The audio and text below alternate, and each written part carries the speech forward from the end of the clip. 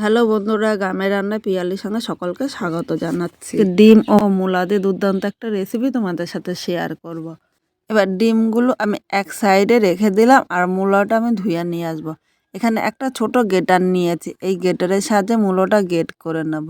আমি এভাবে গেট করে নিচ্ছি, ইচ্ছে করলে তোমরা বটি দিয়েও কাটতে পারো, কিন্তু বটি দিয়ে কাটলে এতটা মিহি হবে না। দেখো একদম মিহি করে কিন্তু আমি গেট করে নিচ্ছি। এইভাবে পুরো মূলাটা আমি গেট করে নেবো। আর বড় সাইজের মূলা তাই আমি একটা নিয়েছি, মূলাটা ছোট সাইজের হলে তোমরা দুটো তিনটে নিয়ে নেবে। এরপর আমি একটা বাটি নিয়ে নিলাম, এই বাটির মধ্যে আমি 3টে ডিম নিয়েছি। আর ডিমটা কিন্তু একটু কম বেশি করে নিতে পারো, দুটো ডিমই হলে হবে, কিন্তু একটা ডিম হলে কিন্তু ভালো হবে না। তাই চেষ্টা করবে দুটোর বেশি বা দুটো ডিম দিয়ে করার জন্য। এখানে দুটো তিনটে ডিমই নিয়ে নিয়েছি। এবার প্রথমে এর মধ্যে আমি স্বাদ অনুযায়ী লবণ নিলাম, এর সাথে হাফ চামচ আমি জিরার গুঁড়ো নিয়েছি।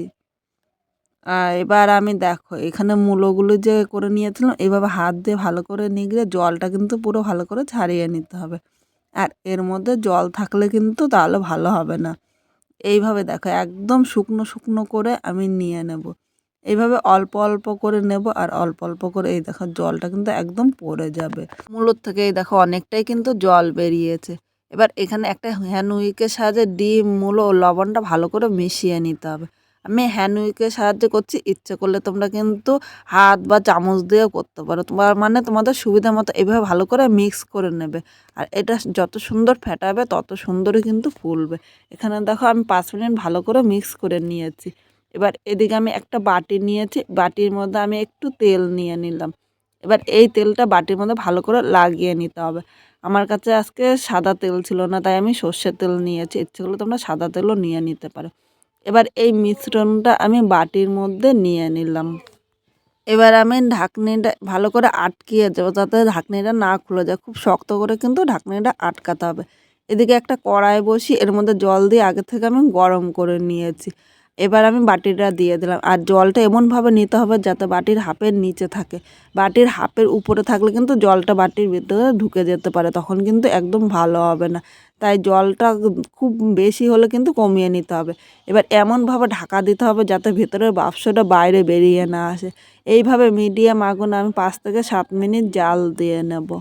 এখানে দেখো 7 মিনিট জাল দিয়ে নিয়েছি। এখন আমি ঢাকনিটা তুলে নিলাম। আর এখানে দেখো জলটা কিন্তু পুরো টেনে নিয়েছে, সামান্য একটু জল ছিল। এখন আমি বাটিটা নামিয়ে নেব। আর খালি হাতে ধরতে যাবে না, কারণ বাটিটা কিন্তু খুব গরম। এরকম একটা কাপড় দিয়ে বাটিটা আমি নামিয়ে নিলাম।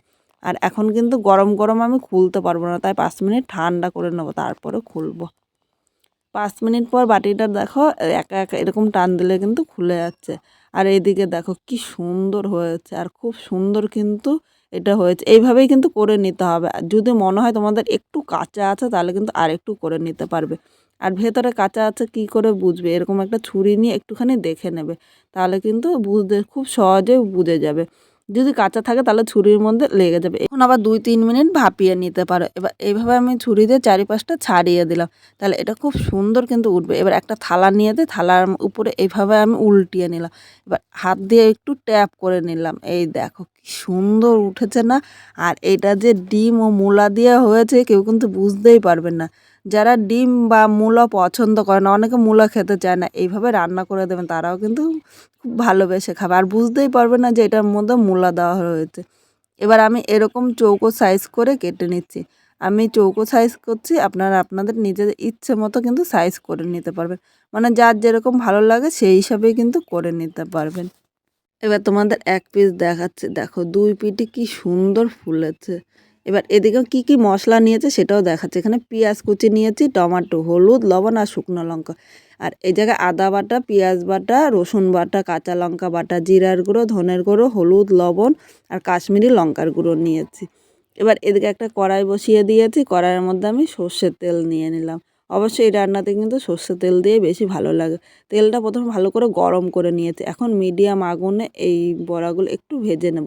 তোমরা কিন্তু এইভাবে ভেজেও গরম ভাতের সাথে খেতে পারো, বা বিকেলে কিন্তু এটা টিফিন হিসেবেও খেতে পারো, খেতে কিন্তু দুর্দান্ত লাগবে। 2 পিঠই উল্টিয়ে হালকা লাল করে ভেজে নিয়েছি। আর একসাথে খুব বেশি কিন্তু বড়া ভাজা যাবে না, কারণ খুব বেশি ভাজে উল্টাতে গেলে কিন্তু ভেঙে যেতে পারে, তাই অল্প অল্প করে এই বড়াগুলো ভেজে নিতে হবে। একদম ইউনিক একটি রান্না তোমাদের সাথে শেয়ার করছি। এভাবে করলে খেতে কিন্তু দুর্দান্ত লাগবে। এখানে কথা বলতে বলতে সবগুলো ভাজা হয়ে গিয়েছে।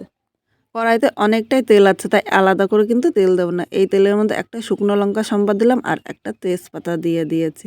1 সেকেন্ড ভেজে নিয়েছি। এবার এখানে কুচিয়ে রাখা প্রথম পেঁয়াজটা দিয়ে দিলাম। পেঁয়াজটা দিয়ে 2 মিনিট মিডিয়াম আগুনে হালকা লাল করে ভেজে নেব। এর মধ্যে আমি স্বাদ অনুযায়ী লবণ দিলাম। লবণটা দিলে পেঁয়াজটা কিন্তু তাড়াতাড়ি নরম হয়ে যায়। এরপর এখানে আমি আদা বাটা দিয়েছি 1 চামচ ও রসুন বাটা দিয়েছি 1 চামচ। এর সাথে কাঁচা লঙ্কা, পাকা লঙ্কা বাটা দিয়েছি। আমি কাঁচা পাকা লঙ্কা নিয়েছি, ইচ্ছে করলে কিন্তু তোমরা শুকনো লঙ্কাও বেটে নিতে পারো। সব মশলাগুলো 3 থেকে 4 মিনিট কষিয়ে নিতে হবে, মানে যতক্ষণ মশলা থেকে সুন্দর একটা গন্ধ না বেরোয় ততক্ষণই কিন্তু কষাতে হবে। এখানে 4 মিনিট মশলাটা কষিয়ে নিয়েছি। এবার এর মধ্যে একটু জিরের গুঁড়ো ও ধনের গুঁড়ো দিলাম। সামান্য একটু জল দিয়ে আবার মশলাটা 1 মিনিট কষিয়ে নিয়েছি। এবার এই জায়গায় মাঝারি সাইজের একটা টমেটো কুচি দিয়ে দিয়েছি। ছোট চামচের 1 চামচ লবণ দিয়েছি। আর প্রয়োজন মতো হলুদ নিয়ে নিলাম। এই লবণটা দেওয়াতে টমেটোটা কিন্তু তাড়াতাড়ি নরম হয়ে যাবে। আর মশলাটা কষাতে কষাতে টমেটোটাও কিন্তু মশলার সাথে মিশে যাবে। এইভাবে মশলাটা মিডিয়াম আগুনে 4 থেকে 5 মিনিট আমি কষিয়ে নেব। এখানে দেখো 5 মিনিট কষিয়ে নিয়েছে আর মশলা থেকে তেলও ছাড়তে শুরু করেছে। মিডিয়াম আগুন এইভাবে কষালে মশলা কষানো যত সুন্দর হবে, যে কোনো রান্না খেতে কিন্তু ততটাই ভালো লাগবে। এখানে মশলা কষানো হয়ে গিয়েছে। এবার এর মধ্যে আমি গরম জল নিয়ে নিলাম। অবশ্যই তোমরা চেষ্টা করবে একটু গরম জল নিতে। গরম জল নিলে ঝোলটা তাড়াতাড়ি ফুটবে আর খেতেও ভালো লাগবে। ঠান্ডা জল নিলে কিন্তু ঝোলটা দেরি করে ফুটবে আর একটু ভালো লাগবে না খেতে। সব কিছু নেড়েচেড়ে মিশিয়ে নিয়েছি। এবার আমি মিডিয়াম টু হাই আগুনে মশলাটা 3 থেকে 4 মিনিট ভালো করে ফুটিয়ে নিতে হবে। কারণ বড়াটা আগের থেকে ভেজে নিয়েছি আর বড়াটা দিয়ে খুব বেশি কিন্তু ফুটাবো না। তাই ঝোলটা ভালো করে ফুটিয়ে আমি নেব। বন্ধুরা 4 মিনিট ঝোলটা ফুটিয়ে নিয়েছি, এর থেকে বেশি ফুটাবো না। এবার একে একে সবগুলো আমি বড়া এর মধ্যে নিয়ে নিলাম। তোমরা ইচ্ছে করলে কিন্তু ভাজাও খেতে পারো। এর সাথে নেড়েচেড়ে মিশিয়ে যতক্ষণ না এর মধ্যে ঝোলটা ঢুকছে, মানে 2 থেকে 3 মিনিট কষিয়ে নিতে হবে। দেখো 3 মিনিট আমি রান্না করে নিয়েছি। এবার নামানোর আগে একটু গরম মশলা দিয়ে দিলাম। এবার একটা থালার মধ্যে নামিয়ে নিলাম।